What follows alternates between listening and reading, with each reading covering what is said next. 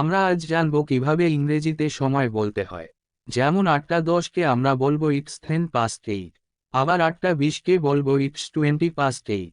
এখন 8:40কে আমরা বলবো ইট ইজ 20 to 9, কেননা 9টা বাজতে এখনো 20 মিনিট বাকি।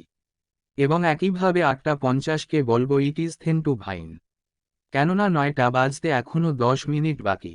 তাহলে 8:30 বা 8:30কে আমরা কিভাবে বলবো? আমরা বলবো ইট ইজ 8:30 অথবা ইট ইজ 8:30। 8:15 বা 8:15 বাজলে আমরা বলবো ইট ইজ 8:15। এবং 8:45 বা 8:45কে বলবো ইট ইজ 8:45।